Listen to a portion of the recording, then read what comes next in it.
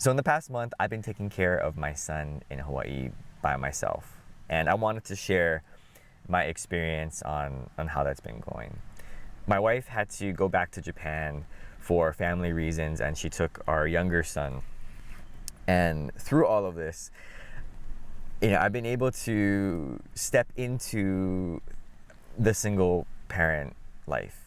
And before explaining and how it's been and talking about that, I want to recognize that my circumstances are very different from an actual single parent who's doing it, for real. And I want to acknowledge that what I experience is only temporary, and what they go through is completely different. So I'm not pretending to understand how it actually is. I'm not trying to trivialize that experience. I'm just wanting to share how it's been, particularly some of the challenges, some of the things that I've learned about parenting, about just trying to do it here in Hawaii by yourself.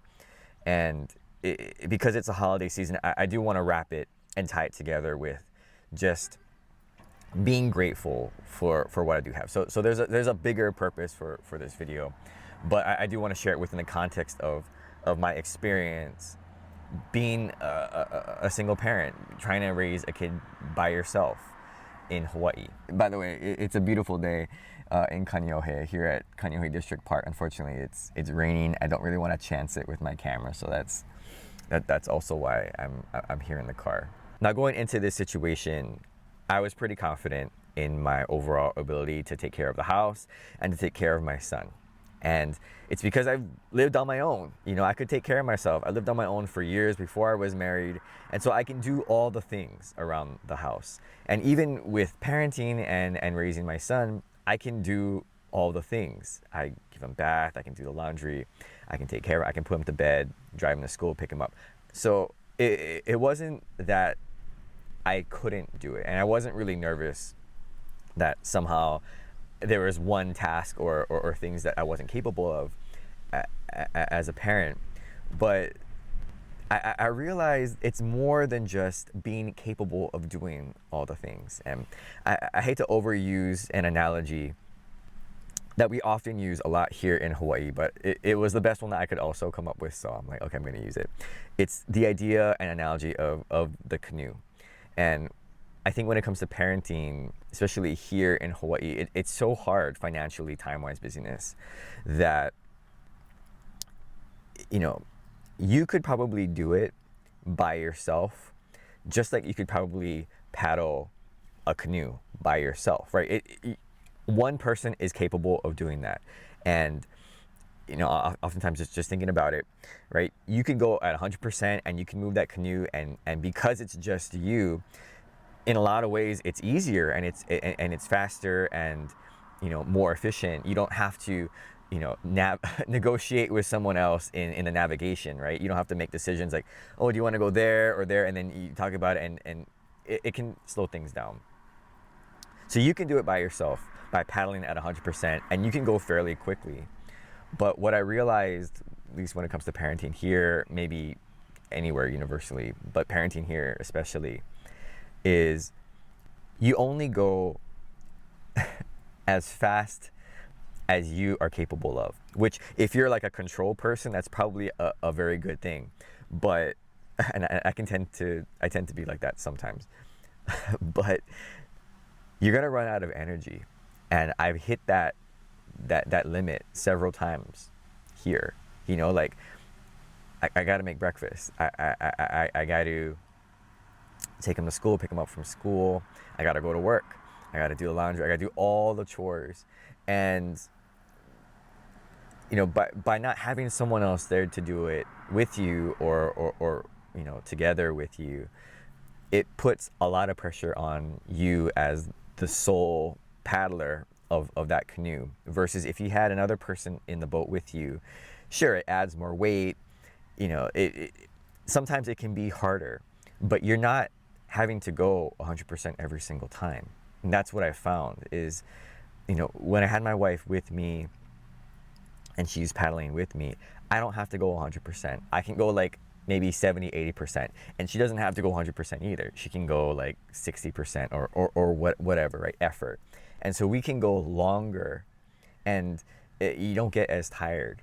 And on top of that, if you ever want to take a break, right? If you're doing it by yourself and you want to take a break, like there's times when as a parent with just me and my son, I'm like, gosh, I just need a break.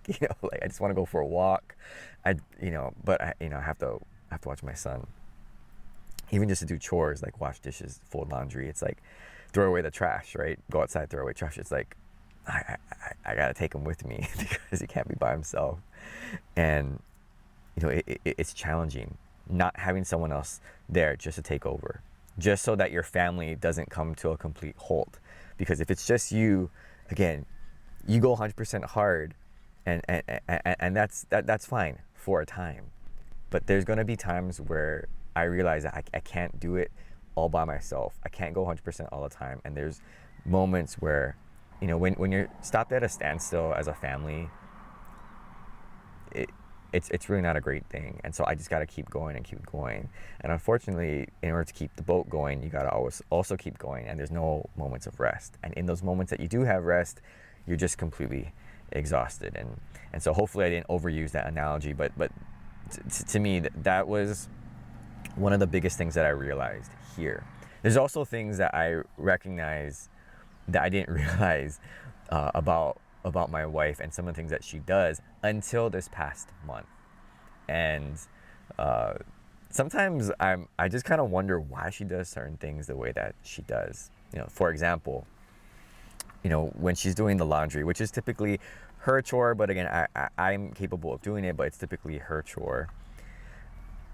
I never understood why when the clothes were dried, like they're in the dryer, she would take them and she just throw them in the hallway on the ground. And I never understood why, because in my mind, I'm thinking, just fold them and put them away.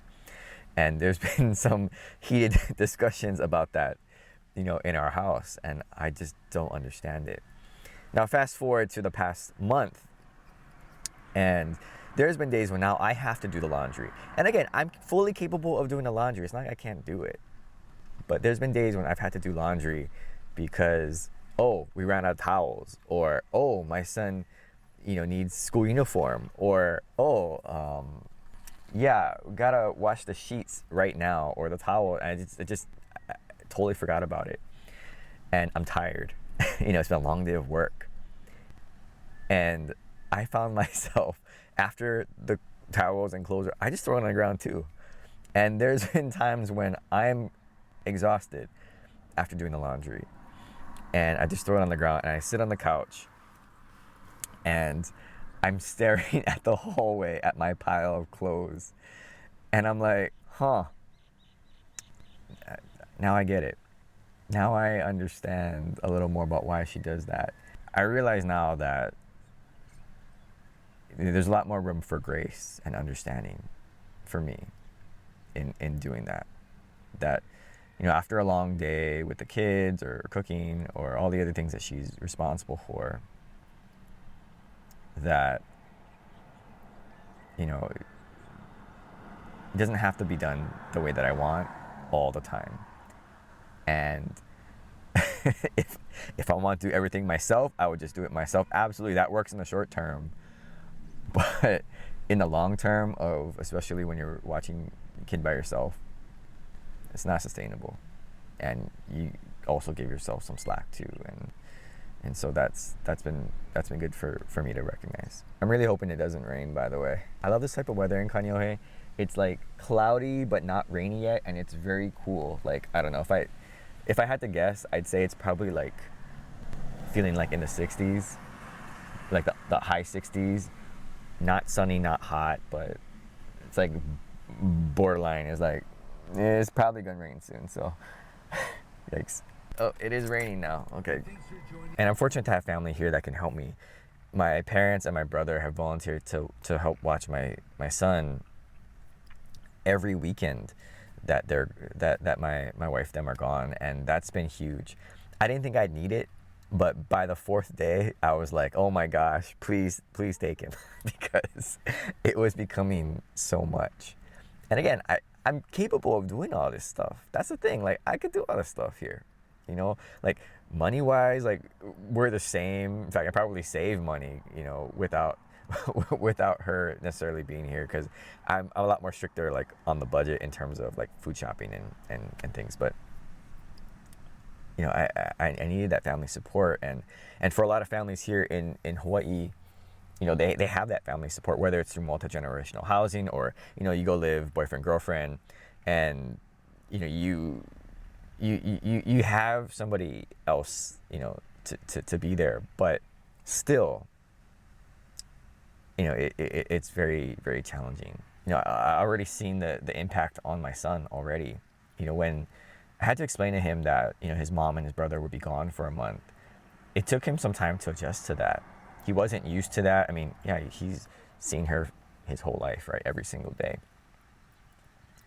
But I think just having two parents around is crucial. I read online that about 30% of kids in Hawaii grow up in single family homes.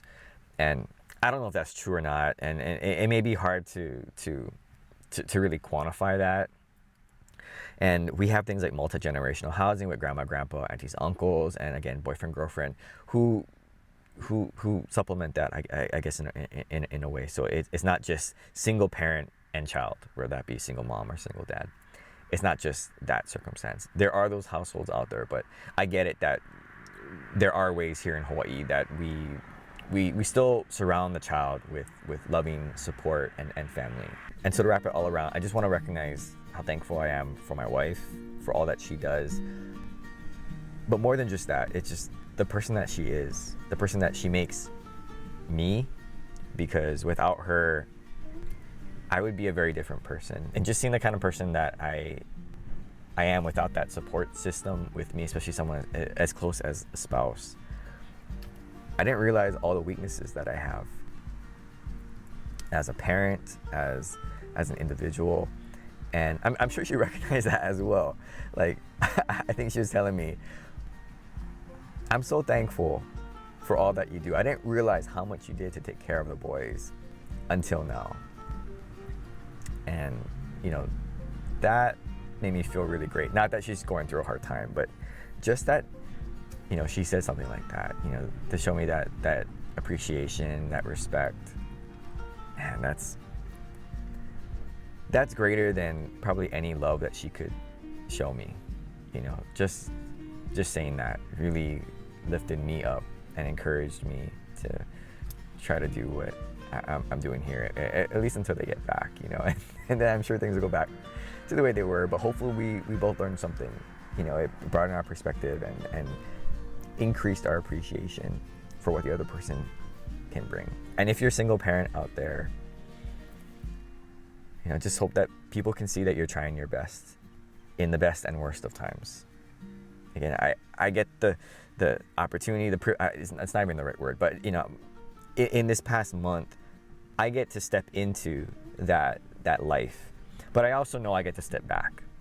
But for single parents, that this is their reality, they don't get to step back. They're in it, and they're going to be there, with their kid, with their family, and that's just how life is. And so I hope that they feel encouraged. I know it's tough during holiday time, but I hope that they just feel encouraged, that people can see that they're trying their best. This is a very difficult thing. Raising a kid anywhere is hard, but even more so in Hawaii. Even if we have ohana and family supports and extended family, it's still hard. And I didn't realize that. I would never have realized that unless I had gone through something like this past month. And again, it's not even close to the real situation, but at least it's helped me realize certain things, about life in Hawaii, how hard it can be, how harder it can be. I think just being more understanding and again appreciative at the same time, and thankful for what I do have, what we do have as a family. I think it goes a long way. So, okay, well, I gotta go pick up my son now. He's with grandma, grandpa, and uncle. Gosh, so beautiful. I think it stopped raining, but man, I love this side of the island. Yeah, I miss it a lot. So thanks for watching, and